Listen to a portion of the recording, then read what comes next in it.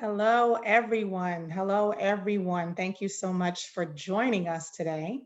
And as we are awaiting additional members to come on, I just want to again welcome you for making it and taking the time and taking your time, rather, to spend with us this Sunday. So I want to again introduce myself. My name is Simone A. Nicholas. I am the president of the Long Island Cross County section of the National Council of Negro Women, Inc. And I'm joined here today with my esteemed council sisters. I thank everyone for being able to join us today.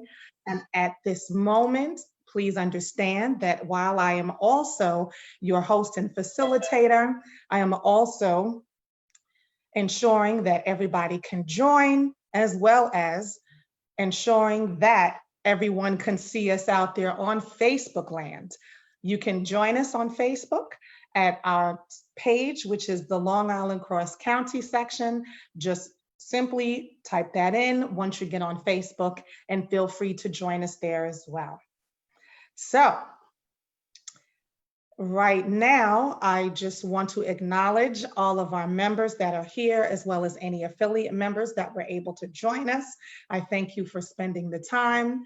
And I also would like to begin our PowerPoint so that I will share the screen and ensure that we can all see.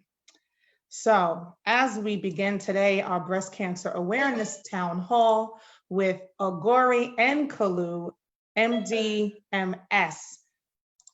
So as I mentioned before, welcome and opening prayer. At this moment, I would like for our council sister, First Vice President Victoria Hill, to kindly enter us into our town hall with prayer. So Ms. Vicky, if you would kindly unmute and please lead us in prayer.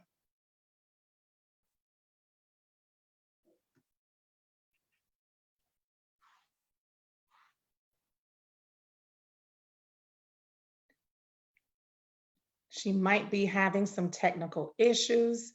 Ms. Vicky, if you are able to unmute, if you would kindly lead us in prayer to begin the meeting. And if she's unavailable, either Ms. Mamie or Ms. Vicky, if you would kindly unmute.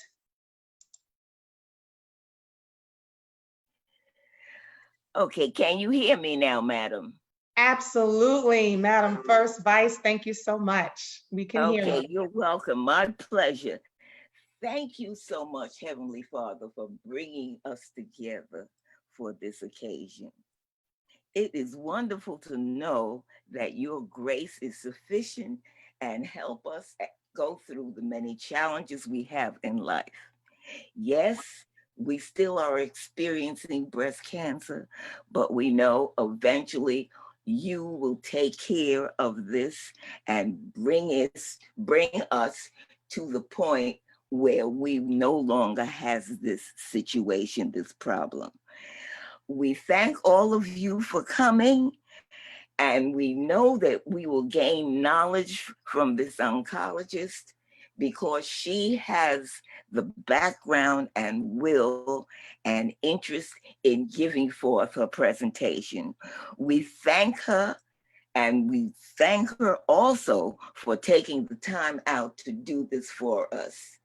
In the name of our loving, sacrificial Son, Jesus the Christ. Amen. Amen, amen, and amen. Thank you so much, Ms. Vicky.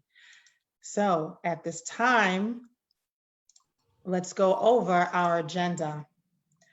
So we will do, which we have already done, the welcome and prayer. We'll have a brief history of the National Council of Negro Women, Inc., as well as the Long Island Cross County section. We will watch a brief video on Black women and breast cancer. We will have an introduction of our special guest, Dr. Ogori and Kalu. We will additionally have interactive questions and answers. And so we are asking those of you who have joined us on Zoom to feel free to post your questions in the chat. And for those of you watching us on Facebook, feel free to post your questions underneath the live feed. At the end, we will have a closing prayer and remarks. So, moving on, as I mentioned, the brief history of the National Council of Negro Women. The National Council of Negro Women is a nonprofit organization founded by Mary McLeod Bethune in 1935 with the mission to advance the opportunities and the quality of life for African American women, our families, and communities.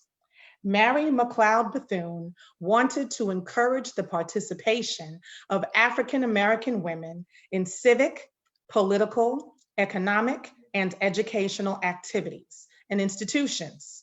Our organizations fought more towards political and economic successes of African American women to uplift us in society, and we fulfill this mission through research, advocacy, national and community-based services, and programs in the United States and Africa. The National Council of Negro Women serves as a super organization and acts as a cohesive umbrella for other African American groups. As an organization of organizations, we are comprised of 300 campus and community-based sections and 32 national women's organizations. As we enlighten, inspire, and connect more than 2 million women and men. Our mission is to lead, advocate for, and empower women of African descent, our families, and communities.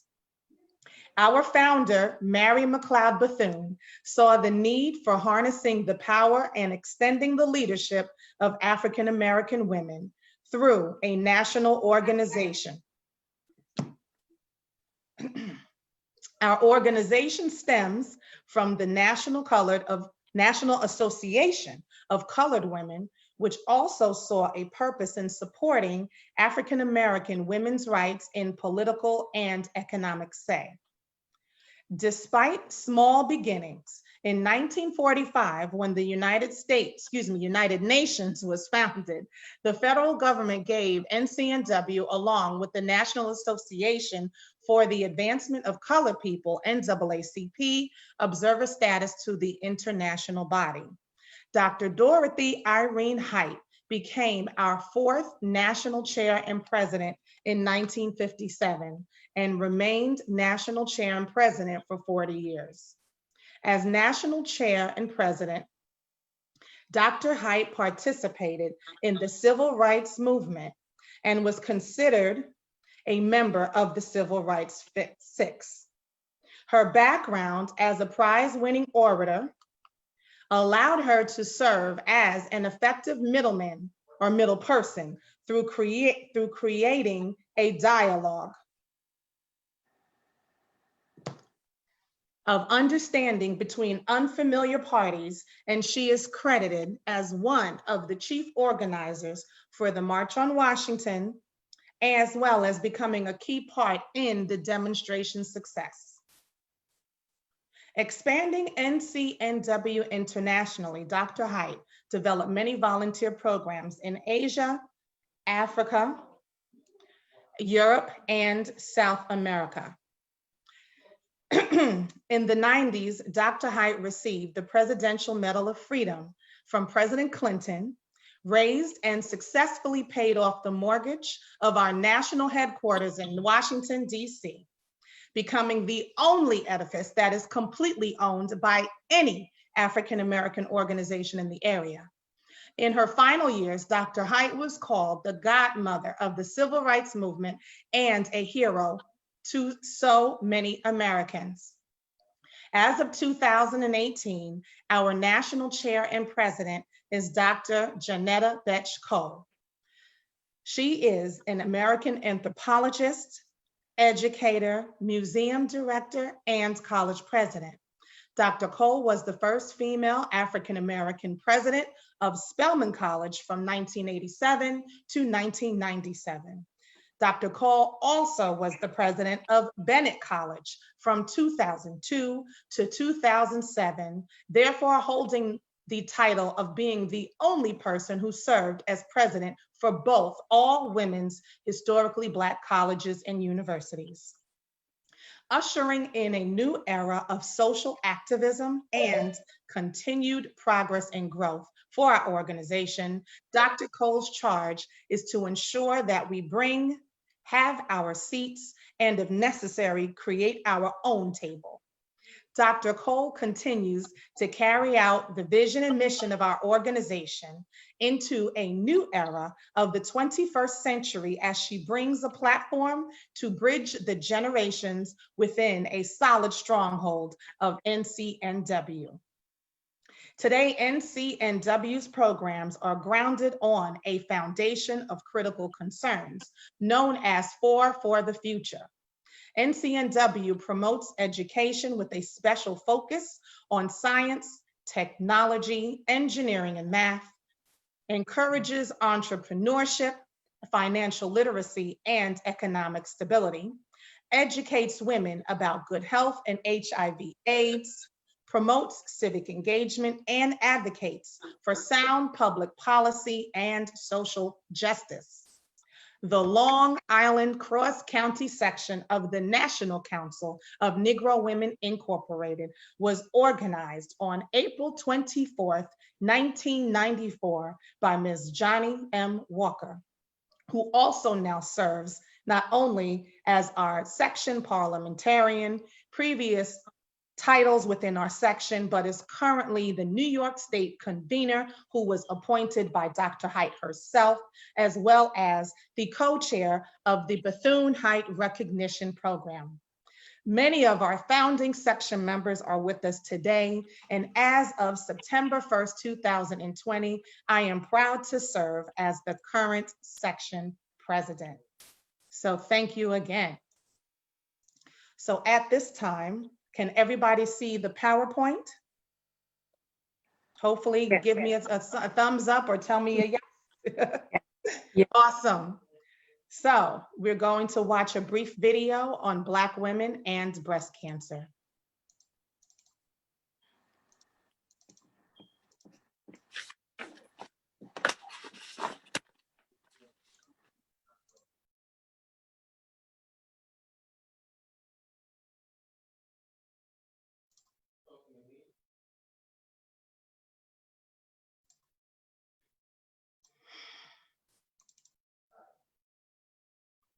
Oh, it doesn't want to play.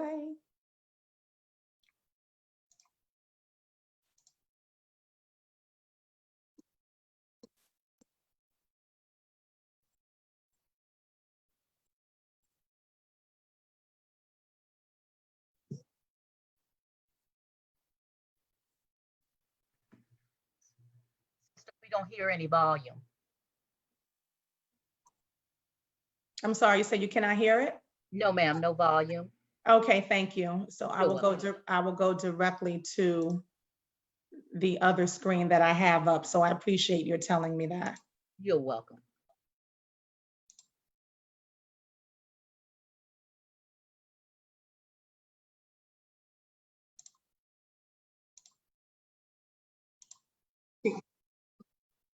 Can everybody hear it now?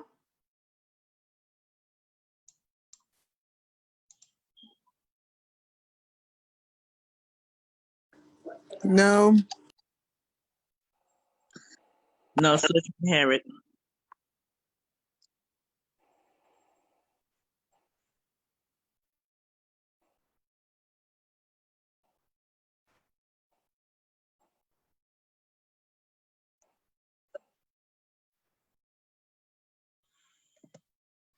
So what we will do then is continue on, and I will be sure to share as we do have a specialist, I will be sure to share the video with everybody shortly. I apologize that we were experiencing some technical difficulties. So therefore, we will return back to our PowerPoint, and I will move on to the introduction of our special guest. Our special guest is Ogori and Kalu, MD, MS, breast surgical oncologist and breast health specialist. Dr. Kalu was born and raised in New York City. She attended Temple University, where she completed a dual major of biology and Africana studies for her undergraduate degree. Following Temple, she attended New York Medical College, where she received both a medical degree and a master's degree in biochemistry. Dr. Kalu completed her general surgery residency at the State University of New York Health Sciences Downstate Medical Center. She then went on to California, where she attended Stanford University to complete a breast surgical oncology fellowship. Her clinical career started as medical director of the breast cancer office at Hackensack University Medical Center, Mountainside in Montclair, New Jersey. She subsequently was appointed director of breast surgery at Rutgers, New Jersey Medical School University Hospital in Newark, New Jersey, a position that she has held for 5 years. Dr. Kalu continues to work in the greater New York, New Jersey community as a breast surgical oncologist and healthcare consultant. Her career is dedicated to breast health education and breast cancer treatment in minority communities. She has publications in numerous medical and surgical journals, as well as presented at national and international medical conferences on the topic of breast cancer and healthcare disparities.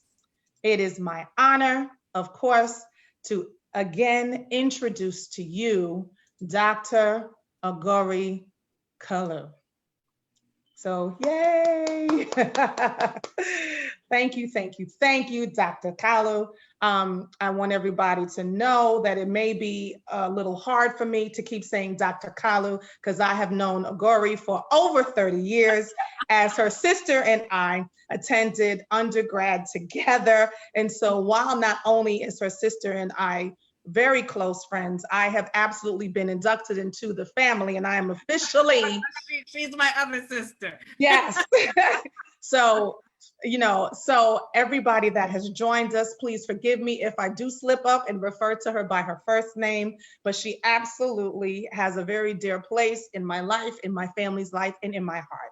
So again, I introduce to you Dr. Kalu. So thank you for joining us this afternoon, Dr. Kalu. How are you? I'm fine, thank you. How is everyone today? Yes. And so at this time, if everybody can also please remember, this is interactive. If you are joining us on Zoom, feel free to put your questions in the chat. And when I call on you, you can absolutely unmute yourselves and you can ask your question. While I do have other questions, I want to acknowledge those of us who are on Facebook. If you have any questions, please also put them at the bottom of our live feed, and I will read the questions to Dr. Kalu, as this is absolutely interactive. Dr. Kalu. Yes, ma'am. The first question that we all have, if you would kindly discuss first, what exactly is breast cancer? Okay, so starting, of course, what is breast cancer? So breast cancer is any malignancy that has its primary origin in breast tissue. Is most commonly seen, in women, of course, but men can get breast cancer as well. Breast cancer is something that can and has been identified in people as young as 12, all the way up until,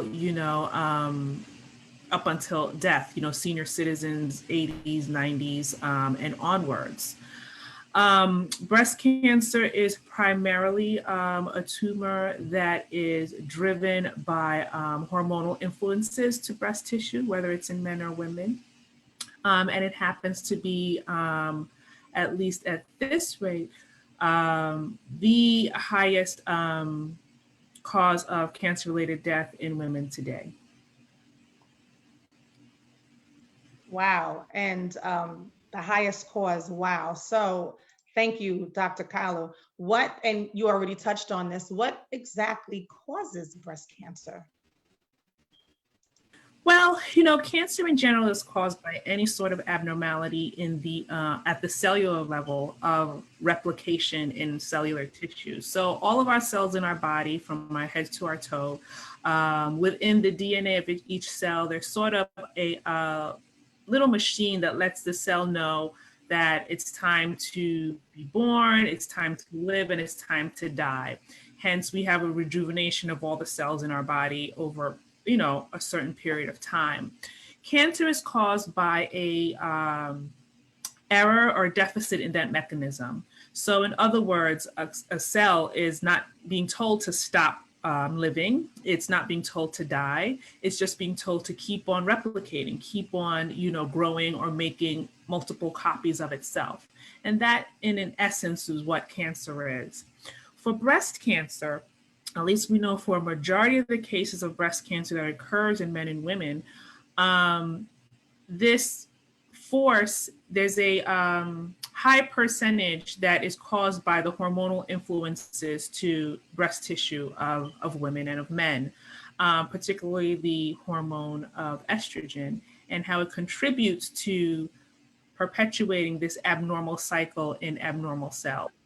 So of course, estrogen is a normal occurring hormone in all of us.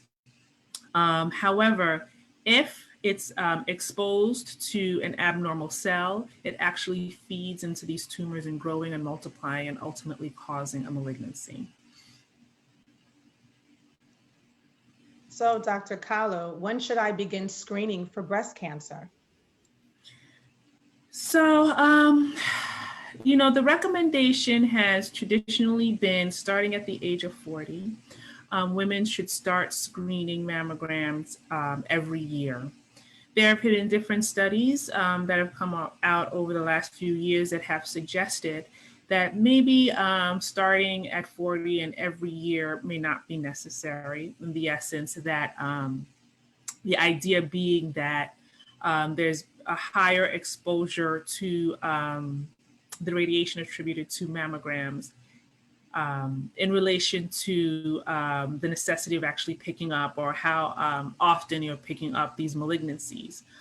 So there have been some studies that have recommended maybe starting at age 50 and doing it every other year, or just kind of personalizing the screening starting at age 40, depending on a woman's family history and her personal history related to breast malignancy.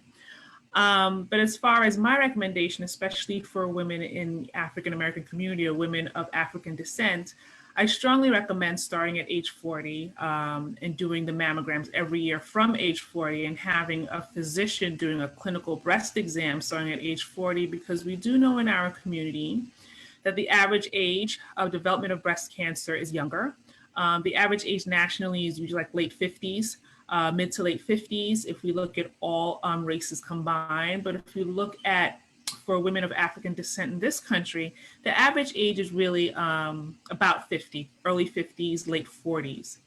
That being so, because we have a higher percentage of young women, premenopausal women under the age of 40, who are diagnosed with breast cancer.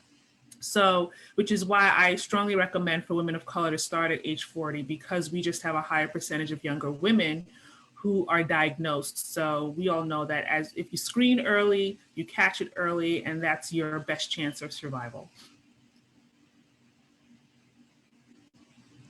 Sorry, I realized I was on mute. So what type of doctor should I see if I think I have breast cancer? Well, I also am a strong advocate for women to do monthly self-breast exams.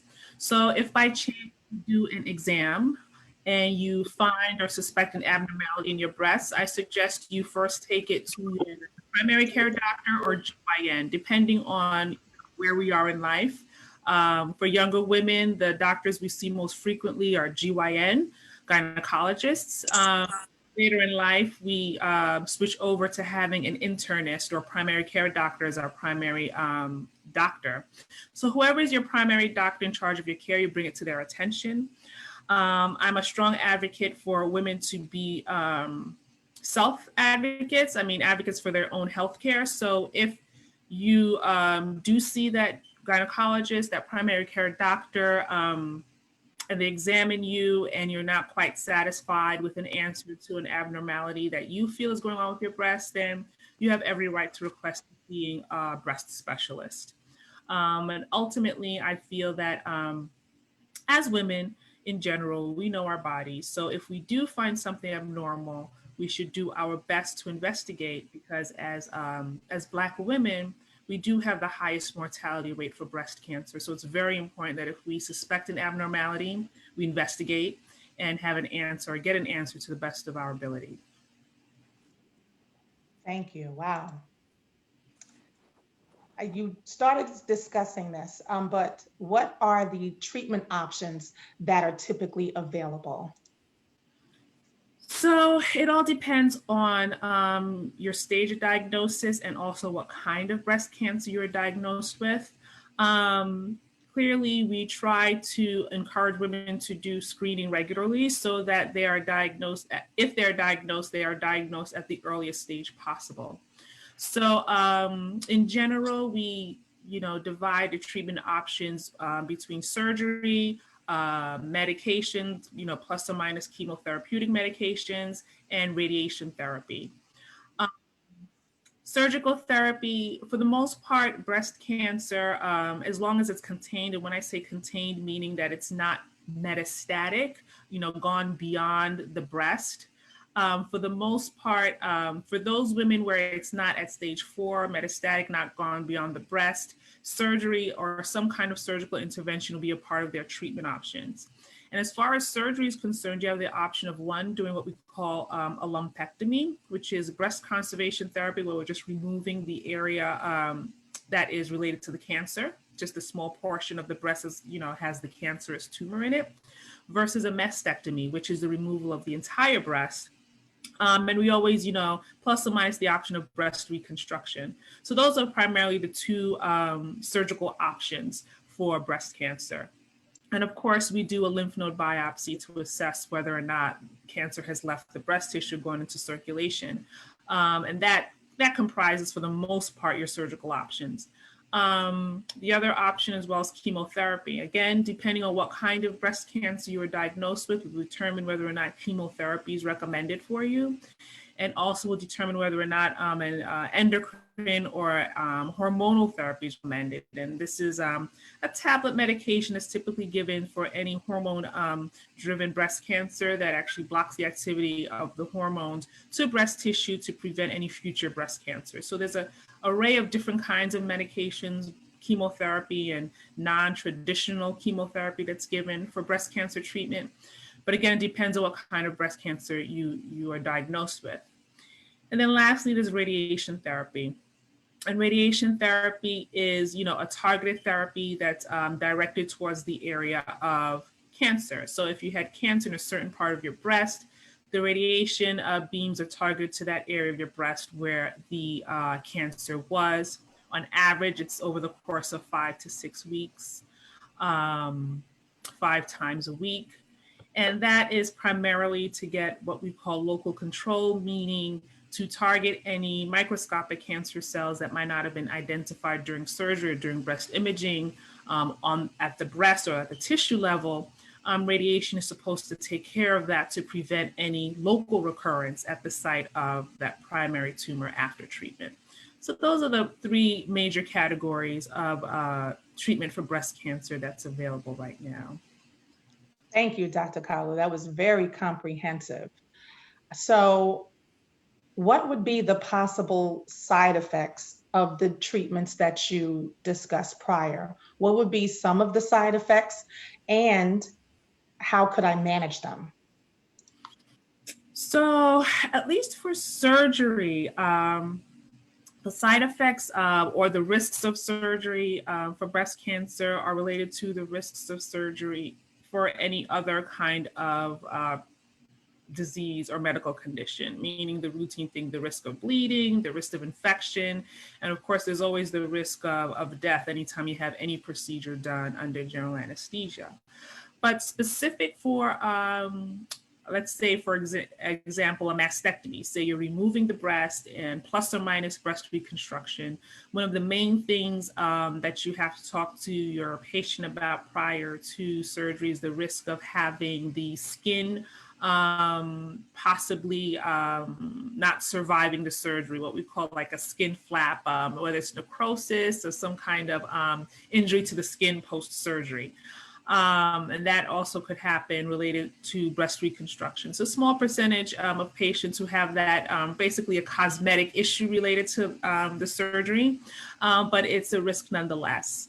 And also when you're doing surgery for lymph nodes, you know, the glands that are under our arm in relation to either removing known cancer related cancer association with the lymph nodes versus just doing a lymph node biopsy. There is a risk of what we call lymphedema of the affected arm. So if you do any surgery where you're removing lymph nodes are glands in our body that help regulate fluids. In other words, we have lymph nodes all over our body. So if you remove lymph nodes from an area or the lymph nodes, lymphatic system are damaged, it actually can affect the way your body sort of drains fluids. So in other words, lymphedema, if you do surgery under the arm and take or disrupt the lymphatic system under the arm with the added effect of radiation, you could disrupt the fluid balance in the arm, leading to arm swelling. And that's what lymphedema is. Lymphedema is something that was very common about 20, 30 years ago when routine breast cancer treatment was basically removal of the breast and removal of all the lymphatic tissue associated with the breast and under the arms. Was a very common thing to see women with big swollen arms on that affected side of cancer. But now we have more tailored surgical options that lymphedema is not as common, but it can occur. So those, for the most part, are the side effects or risks of having surgery related to breast cancer treatment. In regards to the side effects or risks for chemotherapy and different medications, it runs the gamut, you know, depends on the medication, depends on how long you take it, and depends on the individual. Traditional chemotherapy, for breast cancer, most women will lose their hair. Most women will have some, to a certain degree, level of fatigue or feeling tired. The chemotherapy affects, in general, the cells in our bones, in our bone marrow. So you might, you know, experience some bone pain or some, you know, musculoskeletal pain. A lot of women experience what we call neuropathy, numbness and tingling in their fingertips and toes because, you know, the chemotherapeutic medications target other cells in the body, including nerve cells. It's the nature of chemotherapy medications. So those in general are more of the common side effects of the general chemotherapeutic medications that are given to patients. But for the most part, again, depending on the medications, there are things that are more specific or more common.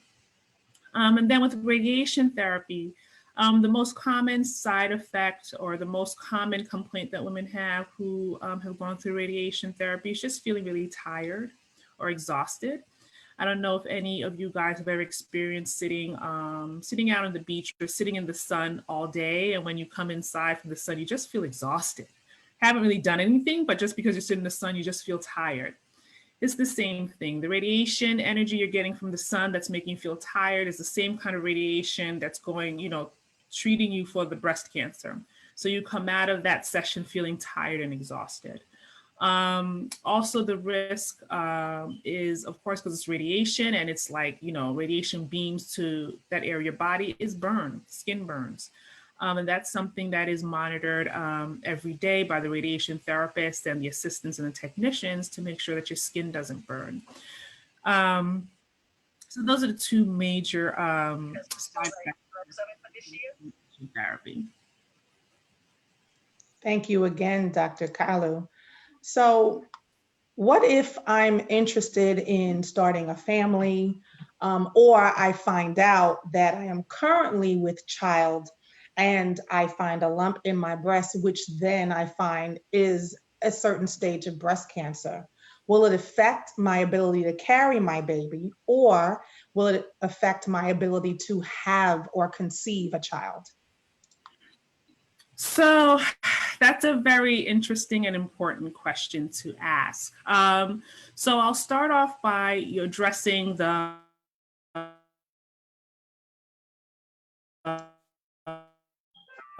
who doesn't have children or wants to have children but is diagnosed with breast cancer. For those women, I typically recommend, seeing a gynecologist to have her eggs harvested and frozen. The reason being that for a lot of women who are premenopausal and ordinarily very fertile and unfortunately are diagnosed with breast cancer and have to have chemotherapy as part of their treatment, some of these chemotherapeutic drugs affect the ovaries and can have effects on their ability to have children after treatment.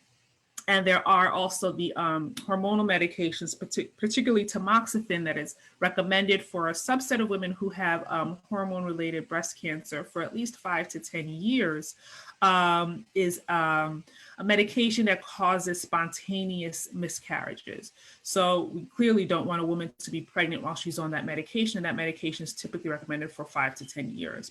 So I always strongly recommend women who really want to have children to freeze their eggs before starting treatment, so that option is left open at a later time.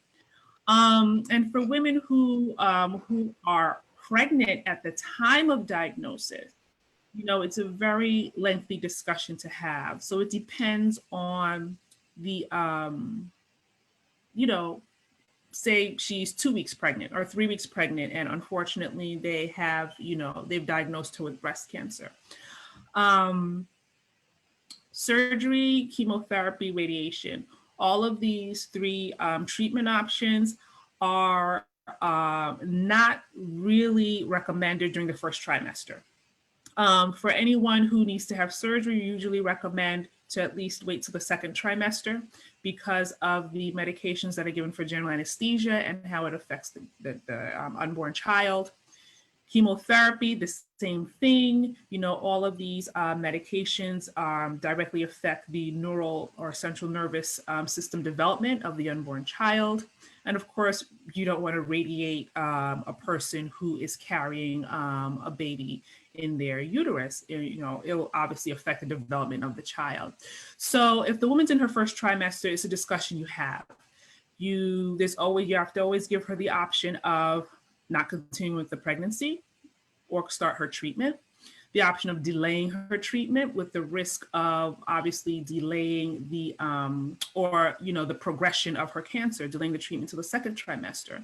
The downside of that is that we know that women who have breast cancer and are pregnant, the hormonal state of pregnancy accelerates the growth of the cancer in the breast.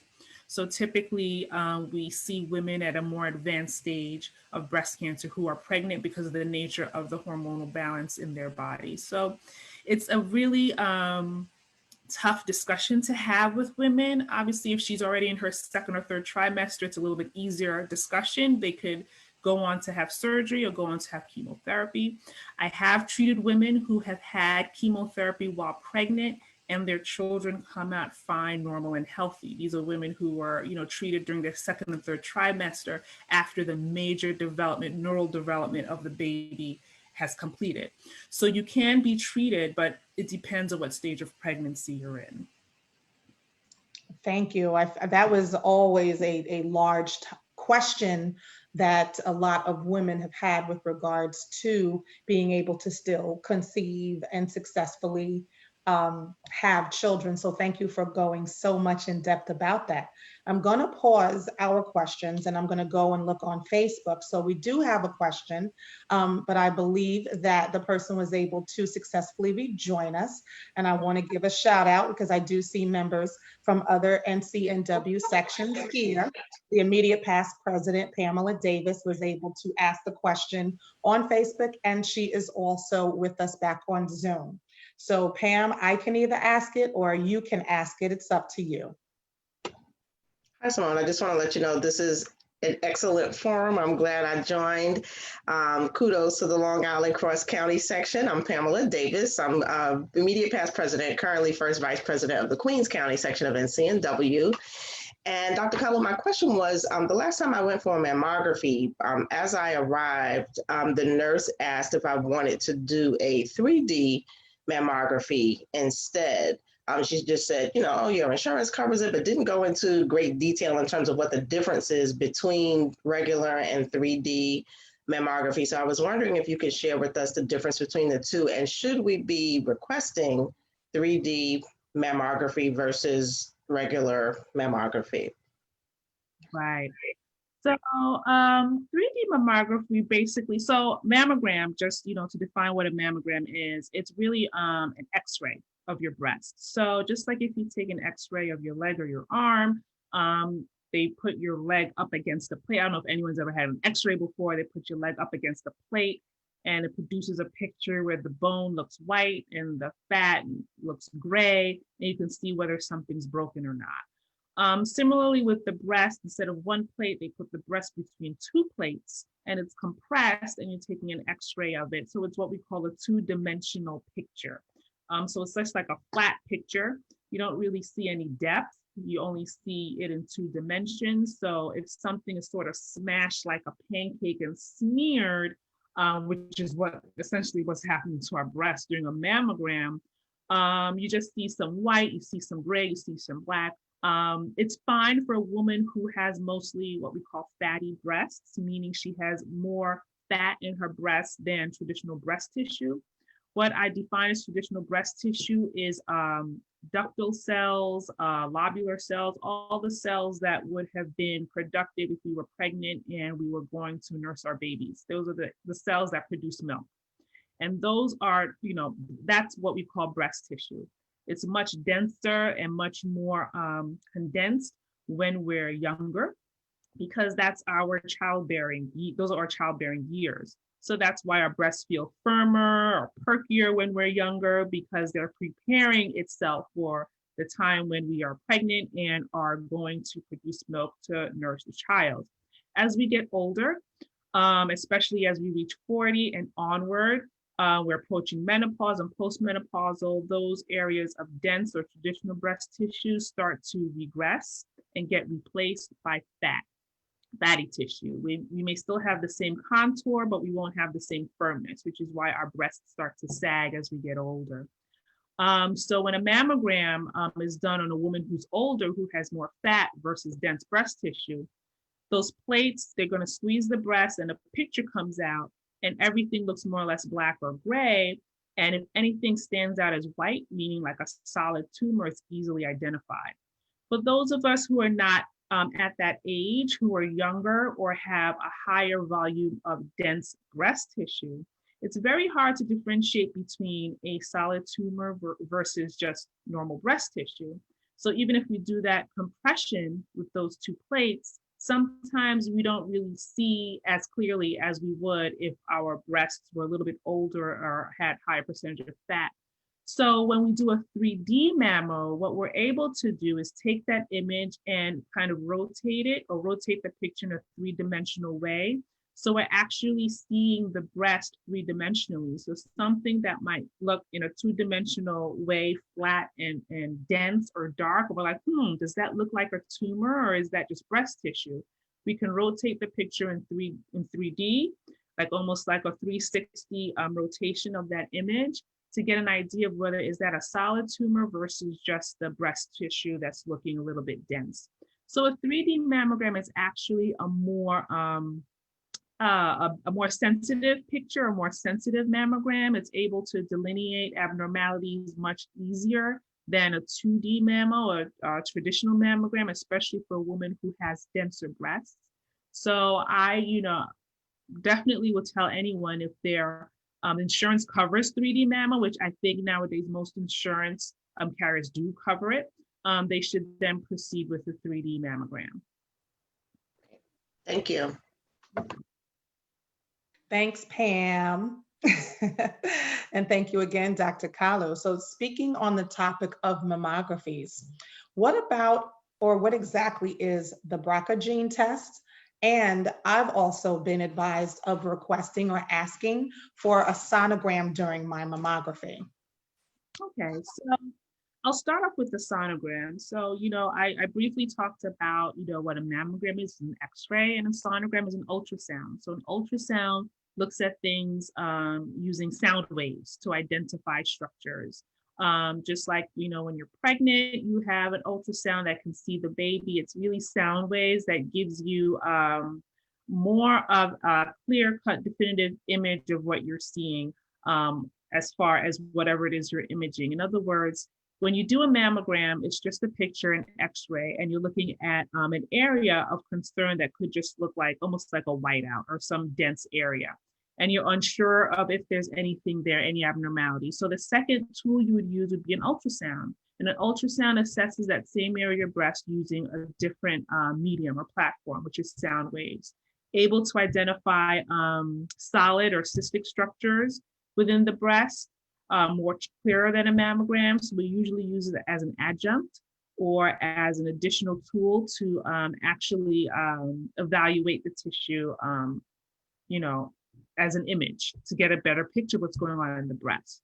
So for women who are ever told they have very dense breast tissue, now we typically recommend with your mammograms to do an ultrasound to get a better idea, a better picture of what's going on in the breast. So, and as far as the BRCA gene or BRCA gene mutation, that is a gene mutation that we know is associated with breast and ovarian cancer. In other words, women who have a BRCA gene mutation have an 80 to 85% chance in their lifetime of developing breast cancer, as well as a 70% chance of developing a second breast cancer after the first one was diagnosed and treated over the course of their life. And they also have at least a 40% chance of developing ovarian cancer. That's for the BRCA1 mutation. BRCA2 mutation has the breast cancer risk as well as pancreatic and melanoma. And it's typically associated with male breast cancer. For those who don't know, Beyonce's father, Mr. Knowles, has BRCA gene mutation, BRCA2 gene mutation, and he had breast cancer. And he's a very outspoken advocate for men getting checked for breast cancer. Usually when we see women in the office, nowadays, once you're diagnosed with breast cancer, we offer the genetic testing. BRCA gene mutation is not the only gene mutation that's associated with breast cancer. There are a whole host of other genes we have subsequently discovered that are associated with the development of breast, ovarian, and other cancers of the body. So you come in with a diagnosis of breast cancer, we typically offer the genetic testing simply because we know that genetic mutations exist and they haven't been well identified in our communities. Also, if a woman comes in, she doesn't have breast cancer, but she has a number of women in her family who have had cancer, particularly breast, ovarian, or uterine cancer, we offer genetic testing. This is something that most, if not all, insurance carriers are covering for high-risk women. So I definitely recommend that if you do have a family history of breast cancer or even any other cancer or personal history of breast cancer, you should definitely talk to your primary care or GYN or any breast specialist and inquire about getting genetic testing. I have a question, Sarah Dennis. Hi, Ms. Sarah. Thank you and welcome thank you and welcome. And thank you for joining us. And Ms. Sarah is also another immediate past president from our Manhattan section. So thank you, Ms. Sarah, Council Sister Sarah. Oh, thank you, Simone. This is really wonderful. I'm really enjoying it thoroughly. I just had a question because some of my members of my family do have cancer, breast cancer, that is, and they're very stressful at this particular time going through the pandemic. How much impact does stress play on the effects of cancer? Well, you know, I have always told my patients in general that stress has a big part in playing um, a detrimental effect in our health in general, um, as you know, including cancer and any other maladies that we may suffer from. Unfortunately, there are no studies to my knowledge that quantify how much stress plays in the development of cancer, but we know it's a contributing factor in bad outcomes for people who are already diagnosed. And when we talk about bad outcomes, we talk about recurrence or overall survival. So we always try to recommend that people who are diagnosed or have been diagnosed with breast cancer should try and alleviate any stressors or external stressors they may have, or even recommend some kind of support groups, or even psychosocial support, because we do know that stress has an impact in their overall quality of life and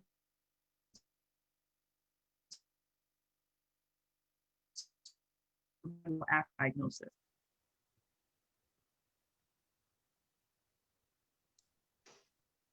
I don't know if it's my internet or your internet, Ogori, but okay, you're back.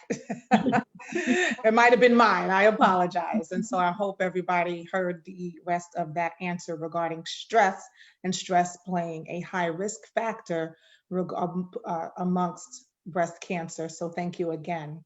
Dr. Thank you. Kalu, and thank you, Ms. Sarah. You're welcome. uh, Dr. Kalu, can you explain triple negative breast cancer? Sure. So when a woman is diagnosed, or when a person, I should say, is diagnosed with breast cancer, there are certain things we look at to assess the prognosis of the patient. And one thing we look at are what we call receptors on the tumor, to see exactly what is actually driving this tumor to grow and what can assist in developing any therapeutic measures to help in treatment for the cancer. So about 80–85% of all breast cancers are driven by the hormone estrogen, which is what I mentioned earlier. So these tumors have an estrogen receptor on it. They also have a progesterone receptor, which is another female hormone, or a hormone primarily found in high percentage in women. And there's a third protein called HER2. So those three receptor proteins is something that we look at on everyone who's diagnosed with breast cancer, because we know that depending on the scenario, which ones are positive, which ones are negative, can help determine whether or not the tumor is aggressive, what the overall survival chances are for that patient, and what treatment options are available. So a triple negative breast cancer is a breast cancer that is negative for all three of the I mentioned: negative for estrogen, negative for progesterone, and negative for the HER2 protein.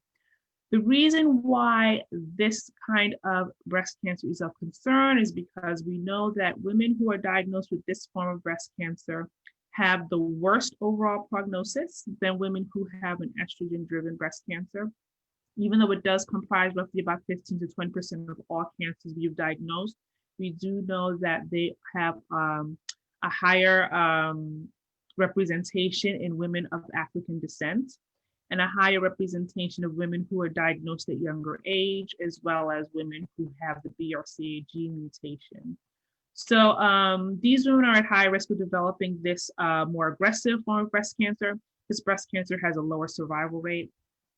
This breast cancer has a tendency to spread very quickly and spread very quickly to detrimental organs, meaning like the brain, the liver, the lung, organs that we cannot survive without. And because it's triple negative, we do not have targeted therapies. The other kinds of breast cancers that are driven by estrogen, driven by the HER2 protein, we do have medications that are targeted specifically for those particular cancers. which means that if you're diagnosed with that kind of cancer, we have medications for it, and your chances of living a long life and a good quality of life are very high. With women who have triple negative breast cancer, we don't have targeted therapy, so we basically just give them the run-of-the-mill chemotherapeutic drugs and hope that it takes care of the problem, which is part of the reason why these women don't survive, because it's not targeted therapy. It's just, chemotherapy, hoping to take care of it, not really a cure or a directed, targeted treatment for it. So again, it's highly represented in women of color. We do know when we look at women or breast cancers diagnosed in the diaspora on the continent, most of those breast cancers are triple negative breast cancer. So we know it's something that is, in a sense, hereditary or comes from the line of women of African descent. Why it occurs in women of African descent, we don't know why. You know that since it's so aggressive, since it occurs in younger age, and since it has a higher mortality rate, we definitely need to educate women in our community about screening early, regularly every year, and self-breast exams, so we can actually identify these cancers early and have better outcomes. Thank you, Dr. Kalu. So I think you already started talking about the difference with regards to that treatment. Is there anything else you would like to share regarding, you mentioned that treatment and the outlook is not the same as other types of breast cancer. So if you can briefly go into what that treatment looks like. Okay. So the treatment is more or less, the same in regards to what I described: surgery, chemotherapy, and radiation. With triple negative breast cancers, no matter what stage you're diagnosed, whether it's stage 1 or stage 4, you will always be recommended to get chemotherapy because of the aggressive nature of the cancer.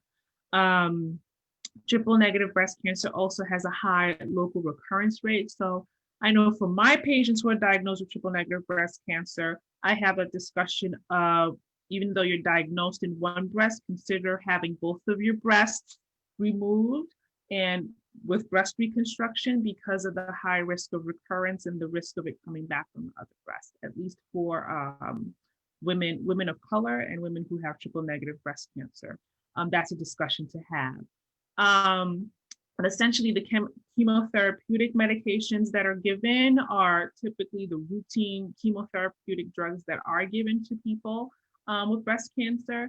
There are different medications that are on clinical trials and that sort of thing, but for the most part, we don't have any targeted therapies for triple negative breast cancer, which makes it much more difficult to treat in the long term.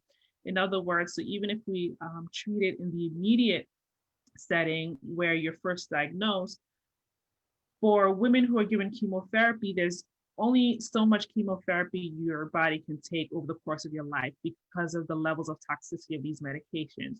So if by chance this cancer comes back at a later point in life, treatment options are limited for these women, which is why the mortality rate is so high.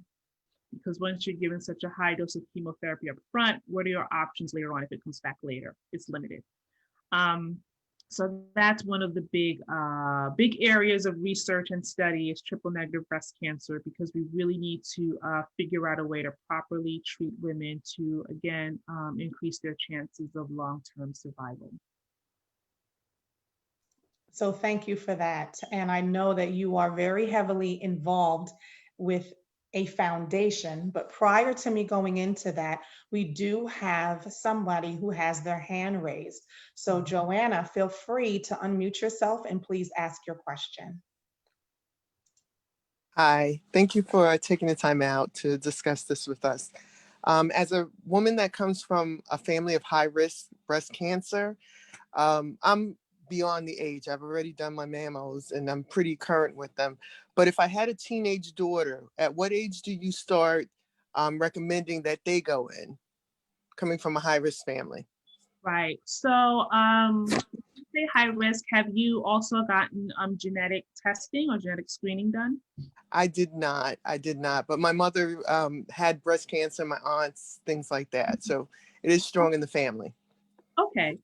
So usually what we try to encourage is what we call breast health or breast self-awareness. So for young women, it's very important for them to know how or what their breasts feel like. So self-breast exams are key for them. And if they are of the age where they're seeing a gynecologist for just routine checks, that sort of thing, they have to encourage or request from their gynecologist to do breast exams, clinical exams every time they see them. In regards to any imaging done, unless there's an abnormality found on breast exam, we really don't recommend mammograms on women, at least for high-risk women, until at least the age of 30. So if she's a teenager, we would just recommend doing self-breast exams every month. If there's something identified on exam, start off with an ultrasound. But then to start doing screening, depending on what age the women in your family were when they were diagnosed, we wouldn't start or recommend starting mammograms before the age of 30. Thank you, Dr. Kalu. Are there any other questions? Simone, I just have one more quick question. I know Feel free, Pam, feel free. Thank you. Dr. Kalu, I was wondering, what role does nutrition play in fighting cancer? And if you would recommend like a combination of holistic therapy in addition to conventional treatment for someone who's diagnosed? Right. So I'll start off with the question about nutrition. So nutrition is key. You know, we always, those of us who are treating people with cancer, we've just seen a trend for all cancers, not just breast cancer, but an overall trend of people being diagnosed for cancers at younger age and dying at younger age. I mean, you know, we just saw Chadwick Boseman die at, in his 30s from colon cancer. For metastatic colon cancer. And that's something that traditionally would have been unheard of for someone unless they had some kind of genetic predisposition of developing cancer. So we're wondering why we're seeing younger and younger people developing cancer. And when they develop cancer, it's like harsh cancer. They end up dying from it. And why is that? Outside of genetic mutations, our conclusion has to be something environmental. Whether it's something we control or not control, we're unsure. We're kind of in a digital age. Of course, there are all these things in our environment, but we look, to the foods that we eat and of course the lifestyles that we lead. We know the direct link between, nicotine, cigarettes, and lung cancer. So of course, you'd always tell someone stop smoking because it leads to lung cancer. In regards to breast cancer specifically, we do know the link between alcohol, between a high-fat diet. We do know the link between uncontrolled blood pressure and uncontrolled blood sugars, between for the development and the diminished quality of life for those after diagnosis if those things are not put in check. So if someone comes in who's diagnosed with breast cancer and he or she is a diabetic, overweight, smoker, drinks, more than 1 to 2 glasses of wine a day, it has to be a whole lifestyle change because we know all those things are related to a poorer outcome. In regards to nutrition, we always try to recommend staying away from any fried and fatty foods. Trying to, if you're going to be a meat eater, try and stay towards more lean meats, limiting the amount of red meats because we know of all the nitrates and other things related to red meat that can contribute to cancer development. Increase fruits and leafy vegetables and colorful vegetables in the diet because of the high amounts of antioxidants that's related to minimizing cancer burden and development of cancer in the body, and encouraging to drink lots of water because water, of course, flushes out your system and just gets the system rejuvenated and filters out any toxins in the body. So generally an overall healthy diet. Of course, if it was me, I'd recommend just cutting out meat altogether because you do know the risk of,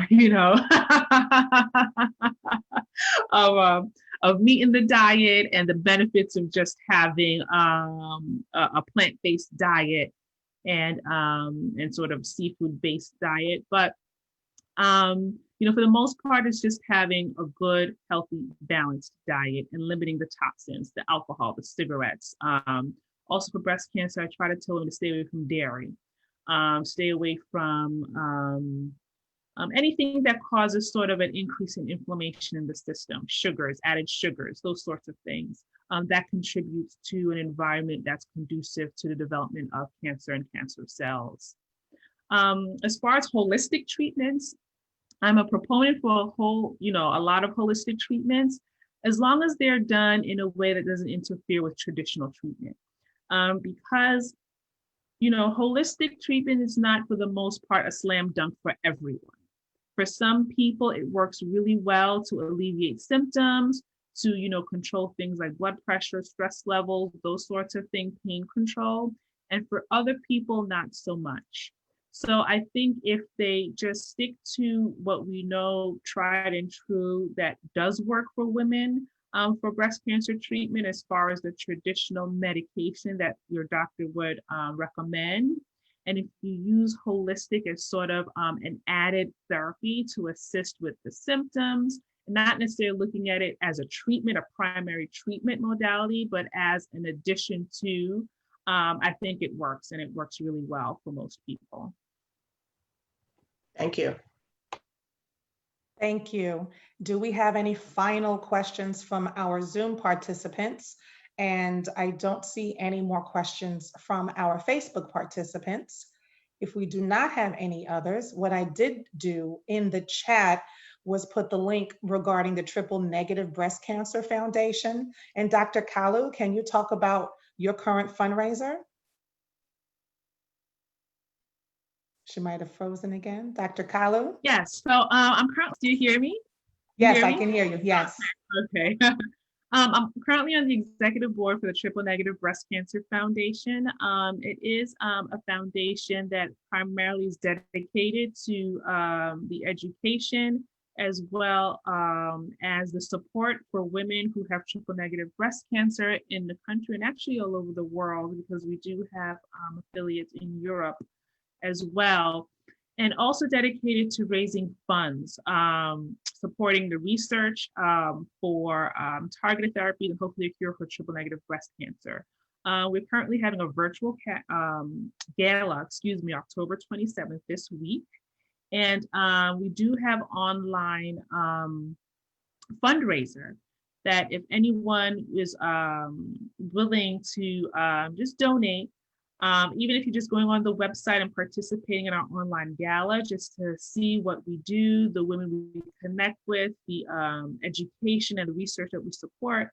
I think it's a wonderful educational tool for women in our community to participate in, and even donate if you have the opportunity. At any little bit counts, but definitely to spread the word so that we in the community are aware of not only that there are foundations that are there to help cancers that affect primarily women of color, but also as part of it as an educational tool, because it's also a website and a foundation that helps to educate us on how to examine our breasts, when to start, how to talk to our children, screening parameters, that sort of thing. So I thank Simone for providing you guys with the link and to the website. And please just check it out. And again, if you can donate, and the virtual gala will be October 27th. Thank you, Dr. Kalu. And as you mentioned, I did share the Triple Negative Breast Cancer Foundation link.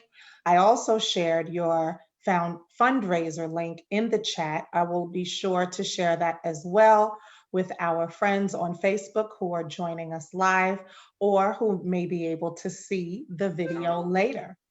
So at this time, I will go back to my handy dandy PowerPoint because I want to remind everybody that Election Day is November 3rd. Early voting started yesterday and continues through November 1st. So remember, your vote matters. Black Lives Matter, and Black Votes Matter. These are the locations, and we will share this also on our social media sites, the Nassau and the Suffolk County early voting sites. Here are the Nassau County locations and the Suffolk County locations. Please note that the location in Hempstead was updated and it is accurately reflected on our, it will be accurately reflected on our social media pages. So, Dr. Kalu, I would like to thank you and everyone for participating today. I would like to again recognize all of our friends as well as council sisters who have joined us from across the water and up the street. Before we close out, I would like to call on Ms. Vicky again, Council Sister, First Vice President Victoria Hill, if you would kindly take us out in prayer.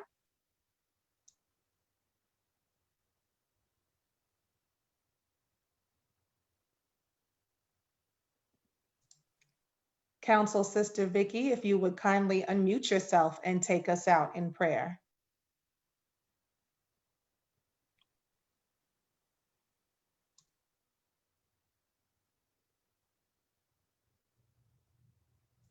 So therefore, she may be experiencing technical challenges as we all have on our Zoom platforms.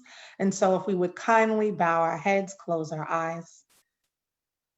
Dear Heavenly and precious Father, thank you for this forum, for this gathering to which we have all been transformed during the pandemic known as the coronavirus.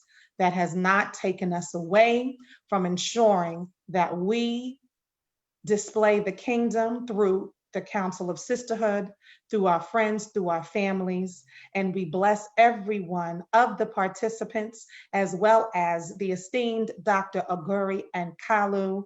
We thank you for helping us have this forum for the community, for the nation, and for the globe. Please bless the National Council of Negro Women, all of its sections, and especially the Long Island Cross County section, and everyone to which we choose to inspire, lead, create, and cultivate. We thank you, God, and we ask this we ask you this in Jesus' name. Amen and amen. So, thank you everyone for participating. Thank you everyone on Facebook Live for watching. Thank you again, Ogori, Dr. Kalu. Thank you to all of the sections who were able to come. I see you, Sheila, Co-op City section. Thank you for coming. We were bumping heads. We both had events today. I was able to join a little bit. Thank you for joining ours.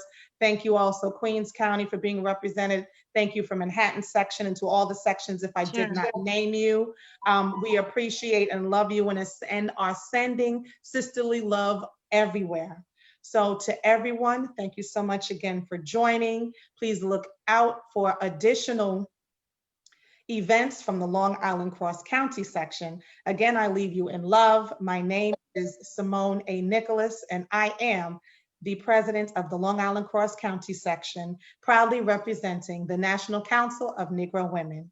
Please ensure that you enjoy the remainder of your Sunday, and God bless. Thank you, everyone. Sister Nicholas. Thank you from you, Austin, sister. Texas. Thank you. Thank you. Thank All you. the way from Austin, Texas. Yes. Oh, thank you so Wow. much for joining us in Texas. Yes, Great. ma'am. Thank you. Bye-bye.